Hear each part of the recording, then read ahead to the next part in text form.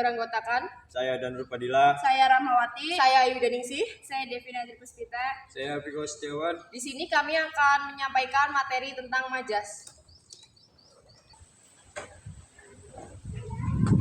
Kamu lagi ngapain? Lagi baca nih. Kamu habis dari mana? Itu tadi dari kelas. Oh ya, minggu depan ada tugas yang harus dikumpulin cepet nggak ya? Kayaknya nggak ada deh. Ada notif dari IG nih tentang perlombaan membuat karya tulis.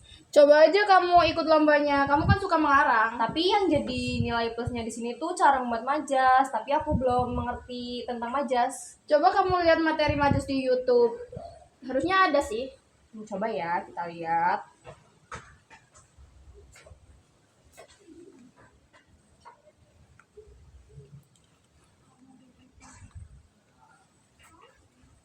Ada nih. Ayo kita tonton. Ya, coba kita tonton ya. A few moments later. Pengertian majas. Majas adalah salah satu bentuk gaya bahasa untuk mendapatkan suasana dalam sebuah kalimat agar semakin hidup. Jenis-jenis majas. Jenis majas yang ada dalam bahasa Indonesia ada sangat banyak sekali. Tetapi di sini kita akan membahas 4 macam majas. Yang pertama ada majas perbandingan. Majas perbandingan adalah majas yang membandingkan atau menyandingkan antara satu objek dengan objek lainnya.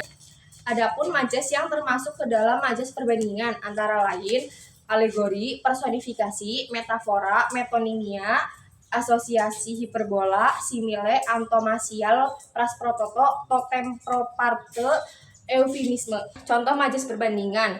Yang pertama ada majas alegori. Majas alegori adalah majas yang menyatakan dengan ungkapan kiasan atau penggambaran. Contoh dari majas alegori adalah hidup itu seperti roda berputar, kadang di atas, kadang juga di bawah. Yang kedua ada majas personifikasi. Majas personifikasi adalah majas yang membandingkan antara manusia dengan benda mati, seolah-olah benda tersebut hidup layaknya manusia. Contoh dari majas personifikasi adalah deburan ombak memecah karang. Yang ketiga ada majas metafora. Majas metafora ini merupakan majas yang memakai analogi atau perumpamaan terhadap dua hal yang berbeda. Contoh dari majas metafora adalah anak itu terkenal sebagai kutu buku di kelasnya. Majas hiperbola. Majas hiperbola adalah majas yang menggunakan ungkapan yang berlebihan dan tidak masuk akal. Contohnya, dentuman itu menggelegar membelah angkasa.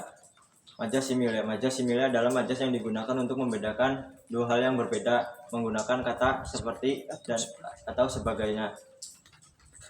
Contohnya, kulitnya putih seperti salju. Antonomasia biasanya menggunakan nama atau gelar yang mewakili orang atau sesuatu yang lebih spesifik untuk menyampaikan ide atau perasaan yang implisit.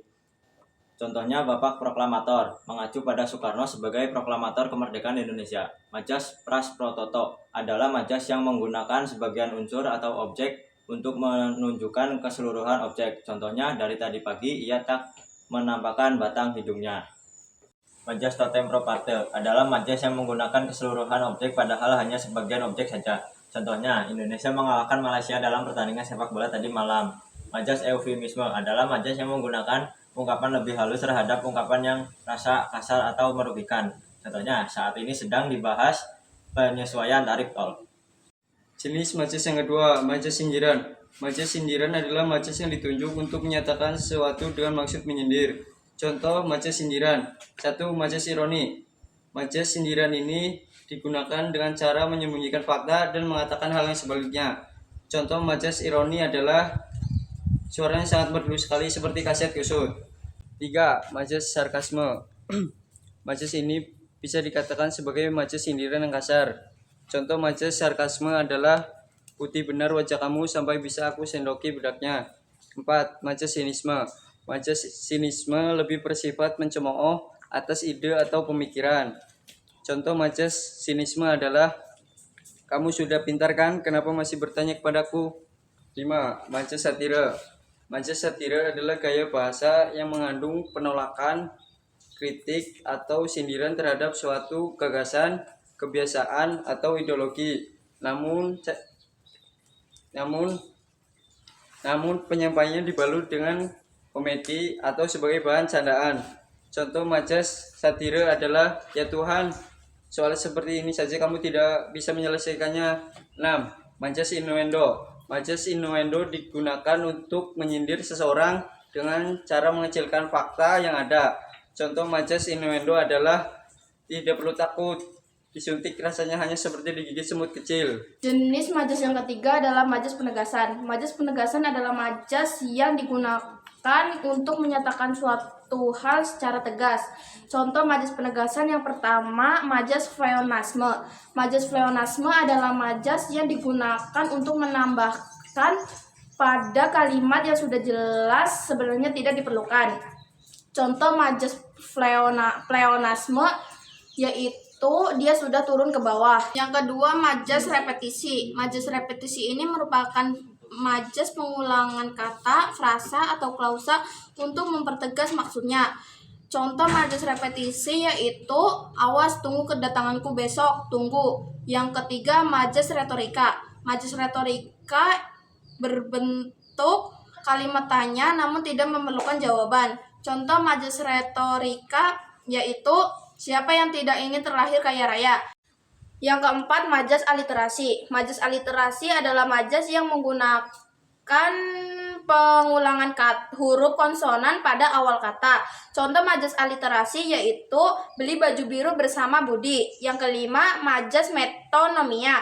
Majas metonomia adalah majas yang menggunakan kata atau frasa untuk mewakili sebuah objek. Contoh majas metonomia yaitu Yonas dikenal sebagai anak kutu buku di sekolahnya. Yang keenam, majas simbolik. Majas simbolik adalah majas yang menggunakan simbol atau lambang untuk mengekspresikan ide atau perasaan. Contoh majas simbolik yaitu mawar merah, simbol cinta yang romantis. Yang ketujuh, majas paralelisme. Majas paralelisme adalah majas penegasan yang menggunakan pengulangan kata.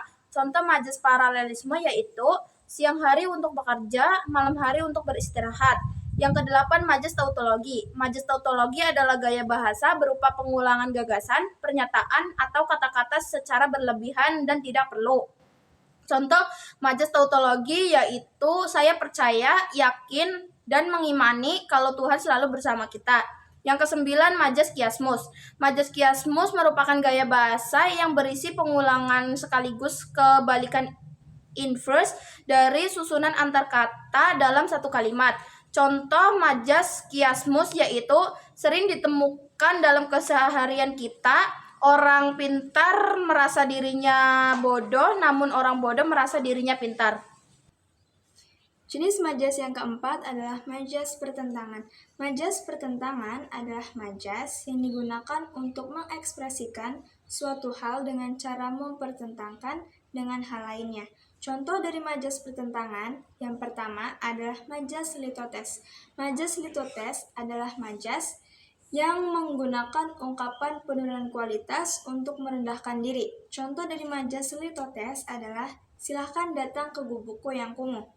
Contoh yang kedua adalah anitesis. Majas anitesis adalah majas yang menggunakan dua kata berlawanan untuk mengungkapkan suatu pertentangan. Contoh dari majas anitesis adalah dia adalah cahaya dalam kegelapan, juga bayangan dalam cahaya. Contoh yang ketiga adalah majas paradoks. Majas paradoks adalah majas yang mengandung pertentangan antara kenyataan dengan fakta yang ada. Contohnya adalah daerah ini tandus, tetapi penduduknya makmur. Contoh majas yang keempat adalah anakronisme. Majas anakronisme adalah majas yang mengandung ketidaksesuaian antara suatu peristiwa dengan waktu yang seharusnya. Contoh dari majas anakronisme adalah di zaman sekarang ini, bayi baru lahir sudah bisa mencari uang. Contoh majas yang kelima adalah majas sinekdok. Majas sinekdok adalah gaya bahasa yang menyebutkan sebagian untuk seluruh bagian. Contoh dari majas sinekdok adalah semua mata tertuju padaku, membuatku gugup selama pertunjukan. Contoh yang keenam adalah majas oksimoron. Majas oksimoron adalah gaya bahasa yang menggunakan kata-kata berlawanan dalam satu kalimat. Contoh dari majas oksimoron adalah kini di hatiku bercampur baur antara perasaan cinta dan benci. Contoh yang ketujuh adalah majas kontradiksi interminus. Majas kontradiksi interminus adalah gaya bahasa yang mengandung sangkalan dari pernyataan yang sudah dijelaskan sebelumnya. Contoh dari majas kontradiksi interminus adalah semua peserta lomba sudah siap, kecuali perempuan itu.